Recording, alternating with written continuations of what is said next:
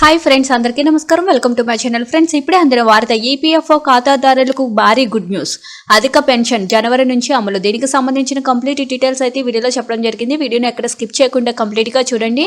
అప్పుడు మీకు complete information అనేది తెలుస్తుంది. అలాగే ఇప్పటి వరకు మన ఛానల్ ఎవరైతే సబ్స్క్రైబ్ చేసుకోలేదో దయచేసి సబ్స్క్రైబ్ చేసుకోండి. అదేవిధంగా లైక్ చేయడం మాత్రం మర్చిపోవద్దు. ఇంక లేట్ చేయకుండా వివరాల్లోకి అయితే వెళ్ళిపోదాం.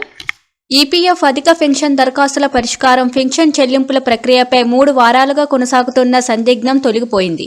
దరఖాస్తు పరిష్కార ప్రక్రియను తాత్కాలికంగా నిలిపివేయాలంటూ ఇటీవల వచ్చిన మౌలిక ఆదేశాలను ఈపీఎఫ్ఓ కేంద్ర కార్యాలయం ఉపసంహరించుకుంది. దరఖాస్తులను వేగంగా పరిష్కరించి విశ్రాంత ఉద్యోగులకు సవరణ పెన్షన్ చెల్లింపు పత్రాలు జారీ చేయాలని సూచించింది. దీంతో ప్రాంతీయ కార్యాలయాలలో నిలిచిపోయిన ప్రక్రియ తిరిగి ప్రారంభమైంది. దరఖాస్తు పరిష్కార ప్రక్రియను తాత్కాలికంగా నిలిపివేయాలంటూ ఈపీఎఫ్ఓ కేంద్ర కార్యాలయం 2 వారాల క్రితం మౌలిక ఆదేశాలు జారీ చేయడంతో కార్మికులు, విశ్రాంత ఉద్యోగులు ఆందోళనలు చేశారు. ఈ నేపథ్యంలో EPFO central board of trustees సభ్యుడు శంకర్ మల్లేశం చొరవ చూపారు. పరిస్థితిని కేంద్ర కార్యాలయం కార్మిక మంత్రిత్వ శాఖ దృష్టికి తీసుకెళ్లారు.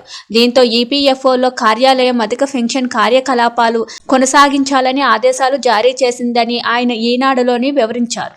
దరఖాస్తులపై జనవరిలోగా ప్రాంతీయ కార్యాలయాలు నిర్ణయం తీసుకోవాలని ఈపీఎఫ్ఓ ఆదేశించింది. ఈ మేరకు ప్రాంతీయ కార్యాలయాలు కార్యాచరణ ప్రణాళిక సిద్ధం చేయాలి. వచ్చిన దరఖాస్తుల్ని ఆమోదించి డిమాండ్ నోటీసులు జారీ చేయడం లేదా అర్హతలు లేకుంటే తిరస్కరించడం చేయాలి.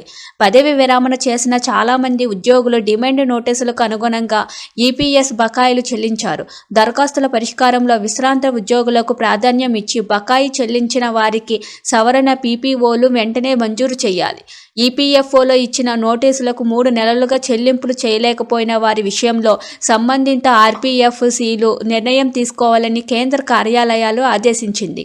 మిగతా కాలానికి వడ్డీ లెక్కించి తగిన నిర్ణయం తీసుకునే అవకాశం ఉన్నట్లు శంకర్ మల్లేశం వివరించారు. EPFO central board of trustees సమావేశం శనివారం జరగనుంది. ఈ సమావేశంలో ఈపీఎఫ్ కనీస వేతన పరిమితిని 15,000 నుంచి 21,000కు పెంపుతో పాటు ఈపీఎఫ్ఓ సాధారణ పెన్షన్దారుల కనీస పెన్షన్ పెంపు, అధిక పెన్షన్ను అర్జీల పరిష్కార ప్రక్రియ వేగవంతం చేయడంపై చర్చించనున్నారు. Thank you for watching this video.